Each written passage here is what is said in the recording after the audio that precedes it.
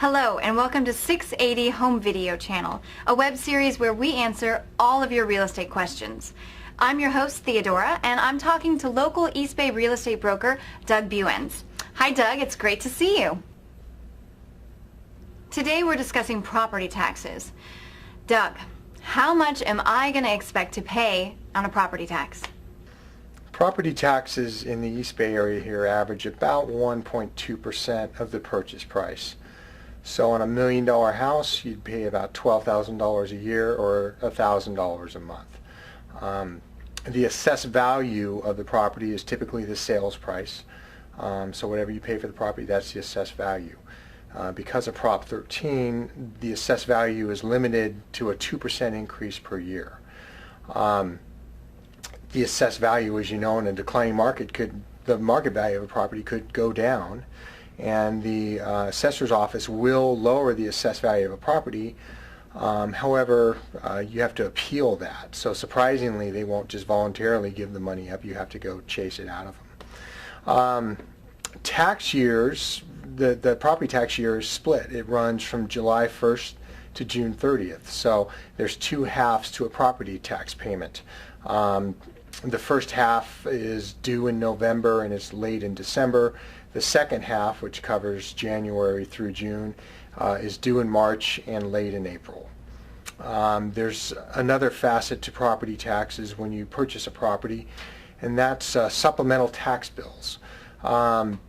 Basically, it works like this. If a property sells, it takes the assessor's office sometimes 2, 3, maybe as many as 6 months to find out that the property's changed hands and the assessed value has gone up, which is normally the case. When they do find out, they send out what's called a supplemental tax bill, and this is basically the difference between what you should have been paying as a new purchaser and what you were paying up to that point, because until they catch up to the sale, you're paying at the old owner's tax rate. So you'll get a bill for that difference, and that's called a supplemental tax bill. There's another facet to property taxes I get asked about a lot, and that's called Mello-Roos. No, Mello-Roos is not the latest alternative rock band. It refers to an assessment district that is set up to fund improvements and infrastructure for new developments, usually in urban or suburban areas that don't have healthy tax bases and don't have the funds available to put in sewer and water and streets and street lights and those type of facilities. So in exchange for allowing the builder to build a new subdivision in areas like this, they will make the builder responsible to put in the infrastructure, and the builder will set up an assessment district and float bonds and get the bonds repaid through additional assessment on the property tax bill. So one of the questions you want to ask as a purchaser is, are there Mello-Roos taxes or special assessments associated with this property? Because that can very quickly add to the 1.2%. So that's the story with Mello-Roos taxes. Are property taxes tax deductible? The answer is yes. Property taxes are deductible. Are Mello-Roos taxes deductible? That's not quite as clear. It looks like at this point that interest and maintenance portion of a Mello-Roos assessment is deductible and the rest is not. The actual capital improvement part is not. That's obviously very complicated, so you probably want to see your tax professional about that. One other aspect of property taxes related is called a transfer tax.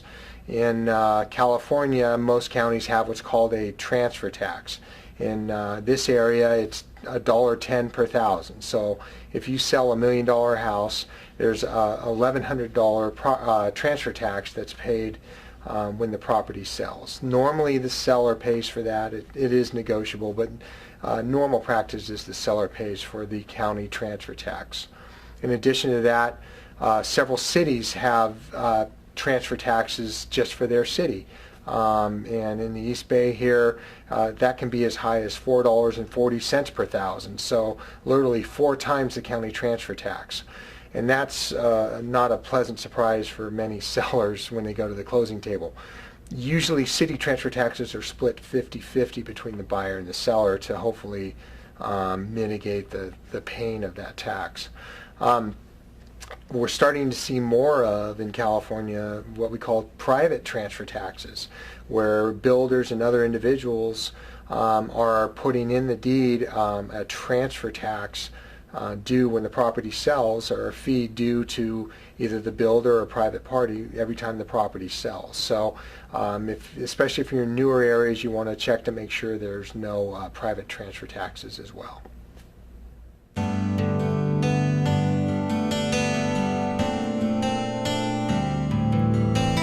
If you have real estate questions or need assistance, I do hope you'll give me a call.